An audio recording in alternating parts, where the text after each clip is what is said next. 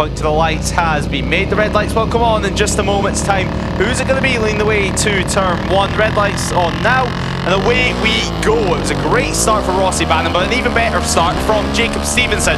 He looks at the inside on the run to Redgate. Who's it going to be at T1? Who's it going to be that leads the way? It looks like it is going to be Stevenson on the 67, who leads the entire field through. It was a decent start from Josh Froggatt. He wasn't actually able to make anything work, though he had to just slot him behind back in third. Now through already Hollywood and into Craner Curves. Onto the braking zone now at the old hairpin. Banham already beginning to put on pressure in the bright yellow R7. Super easy to spot for anyone watching on track side, of course. We've had some mixed seasons in the Pirelli National Sport Bike Championship, but nonetheless one of the most competitive classes that we have in the VSB paddock. Already though towards Compass we go for the first time of asking through the right, through the rise, and then back on the power. Although these swim machines still have a nice amount of power underneath them, they still have enough power to do some damage. It is all going to be on your corner speed, and a surprising amount of corner speed is needed. So we'll wait for them to veer back into view through the chicane. They do come, and Rossi Banham looking up the inside over at the Melbourne hairpin. Look down he goes, Doctor's Dangle. And that one has been done. A textbook move for Rossi Banham. So the 151 does now lead the field. Stevenson into the braking zone he goes, trying to close in the gap on the brakes. Josh Froggatt lurking away in P3. I'm sure he would like another overall win this season. Nonetheless, he does comfortably lead the Super Twin class, not to mention the #1 plate on the front of that Aprilia. I'm sure he'll be loving running that one here today. Now we do have, just flashing up on our timing screens, or flashing up anyway on our timing screens for race control, though nothing confirmed just yet. We do have a red arrow next to Louisa Benny, usually meaning somewhat of a jump start or some sort of penalty will be applied to her. So that is confirmation there. 10-second penalty for Louisa Benny. That being a jump start, of course, trying to wrap up the Next Gen Sport Bike Championship this weekend, and it looks like that championship will be going down to tomorrow anyway, but things tightening up there with that penalty applied. Already though, at the front of the field, Banham trying to defend as much as he can. These twins slipstream matter so much. Just over 2/10 separating Banham and Stevenson. Into the braking zone we go for the chicane yet again. Crackling open the power. It's R7 from R7 from RS660.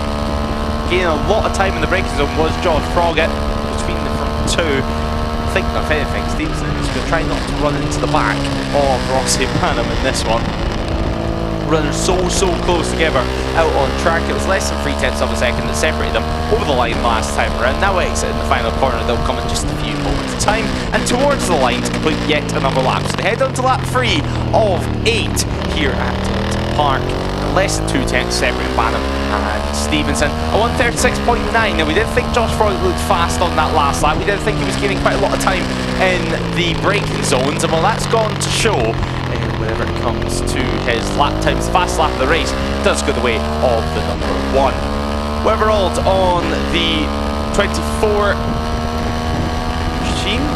Now he's P4. Now he's been comfortably a top 5 rider pretty much every single circuit he went to throughout this season, and once again that continues to show here at Donington Park. Now with Louisa Benny's penalty applied, that is going to put her P20 overall, P4 in class, P3 in class though in terms of Next Gen Sport Bike runners, beating Charlotte Marcuso. Now that's her closest rival in the championship standings at the moment ahead of this final day. In standard twins though, Noah Gilray does lead the way, while Blake Bidwell sits in second, and we have to look for Callum Wren. So Callum Wren sits P7 in the standard twin class. So that is going to be a championship lead advantage once more for Didwell after today's race, if he crosses the line as things stand. But apart from that, jump start has been an overall pretty close race. It's been a nice clean race as well, especially for the front of our field. And it should be too much longer until we see them coming over the line. Now, less than 2/10 of a second of gap, I can tell you that much, and that's because it's 96 thousandths of a second. Banham now under a lot of pressure in the fastest lap, now changing hands as Jacob Stevenson sets a 1:36.699. Just over 1/10 quicker than your leader. So Rossi Banham under a lot of pressure at the moment. He did set a personal best, so you can't say he's not pushing out on track already through Craners. They'll be coming now out of the old hairpin. It's amazing how quick they can string together a lap as for McLean's Josh Froggatt just beginning to lose touch of the top two runners out on track, but nonetheless it still will be a 22nd win in class so far this season. So a 22nd win in the Super Twin category. So using the slipstream yet again and making the way in towards the forward rotation came back into the GP layout of the circuit. Of course, when we come here at the end of next season, we will be using the national layout, and that's when we'll be turning right to go to the start-finish straight rather than left to head on to the GP layout where we head on to Melbourne here. But look where they are currently, and Banham continues to lead, and then the final corner, Goddard's so easy to lose the front end, and usually place where we can spring up some drama on that final lap. Now will we see a change yet again on lap times as they crank on the power once again, open up the throttle to make it lap 5 out of 8, and in the slipstream yet again is Jacob Stevenson. Will he make a move over at Redgate this time? No, he will not. He'll slot in behind him, wait yet again at the moment, just trying to find a way through, trying to find out exactly where he's going to be quicker. Here's the number 7. Actually, I was just having a quick look because on our grid sheet it was shown as 67 earlier on this morning, but yeah, it has changed to that number 7. That makes a lot more sense to what we're seeing out on track. Of course, usually running 67 or has done throughout a lot of his career as Jacob Stevenson, but some of our standard twin riders now making their way into the final corner. Now they come out onto start-finish line. Blake Didwell over the line, he comes now. And we have to wait a couple more seconds before Callum Brent, who's all the way at the back of this pack throughout the field. Now he's making his way through. It looks like trying to line up a move on Paulie Richardson. Down the inside, he looks at turn 1, unable, or actually is able to make that one work. But Richardson looking on the inside yet again, looking to respond for that move as our leader's already down the back straight there. And a nice gap and a big mistake for Stevenson has put him back down in P3. So Stevenson has dropped to 3rd, Josh Froggatt in 2nd, and Rossi Banham now a slight gap in the lead. That is a couple attempts, a nice few bike lengths he's got ahead of them. 2 behind them, 2 chasing for the spots on the overall podium. So over the line we do come now, and it is going to be Rossi Banham from Josh Froggatt, Jacob Stevenson in P3, and Stevenson looking up the inside over at Redgate. Can he make this one work? We cannot. We've seen how well that Aprilia is on the brakes. And it was just over a tenth to separate Froggatt and Stevenson at the line last time around. Less than a second separated Banham and Froggatt. So still not quite at that second mark for your leader. But I don't think he's going to be under too much stress. I don't think he's going to be under too much pressure because of that. As well, Rossi Banham is used to even closer battles than this on track. He's usually expecting Stevenson to be glued to his rear wheel, but, well, not quite. For McLean's we do come and towards Coppice. We crank on the power, try to enter the slipstream yet again. Will it be a change of position for 2nd and 3rd? Well, we're not going to wait too much longer to find out. We're close to heading on to the penultimate lap of action.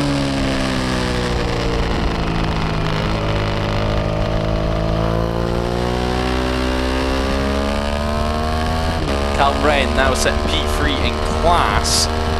Well, P7 actually I should say in class, but number 3 sitting P19 overall. Still hasn't got ahead of Richardson over the line, so he wasn't able to hold on to that position after the initial move over at Redgate, so he's got a lot of work to do. Now we did see Paulie Richardson returning the favour towards Hollywood, just having the inside line all the way throughout off there.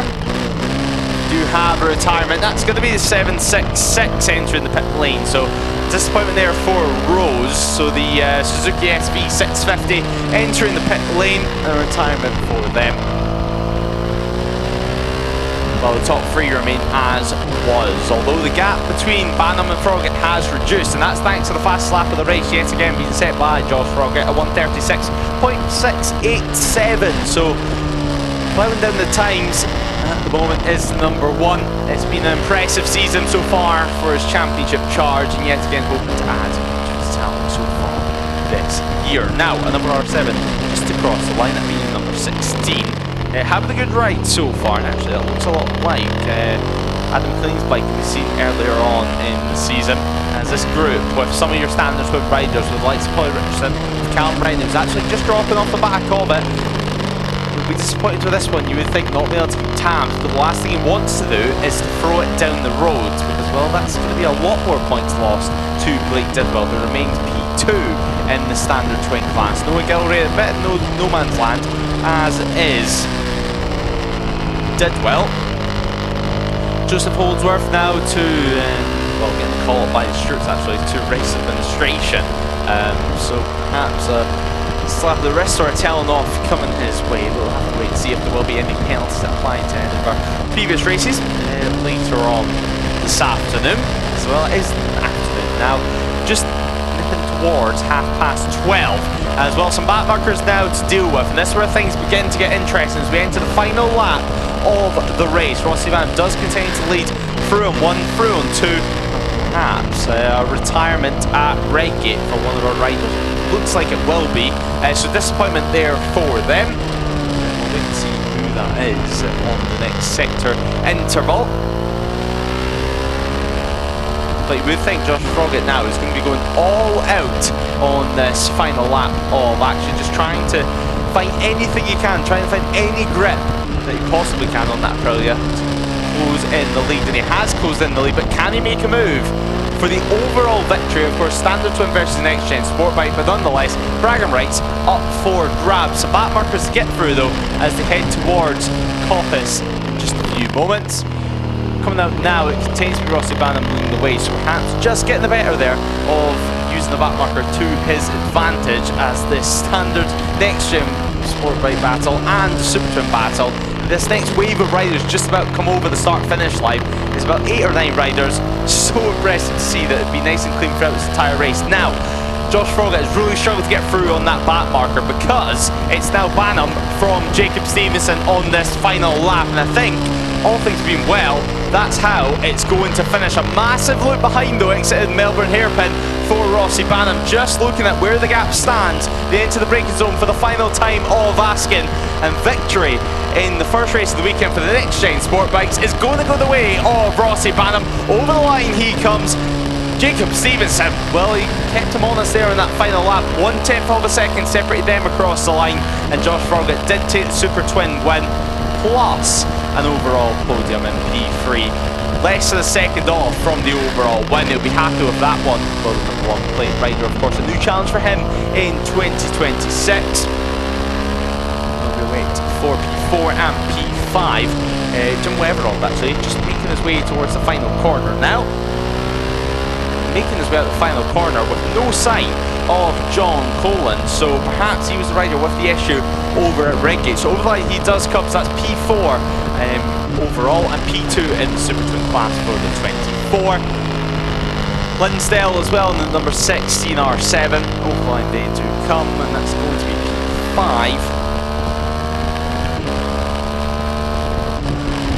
While Liam Kirk gets another good, solid top 10 finish, top 5 finish actually in Class 2. While Page takes P7, Noah Gilray takes P8, and the standard twin victory. Sharp Marcuso finishes P3 in Class P9 overall. And it should be Blake Tidwell next up, taking some valuable standard twin points. Of course, looking for the championship. Won't be decided today, but looking for the championship tomorrow. Punch up there, well, he wasn't with that one. He knows how important those points are going to be. It was 9 points heading into this race.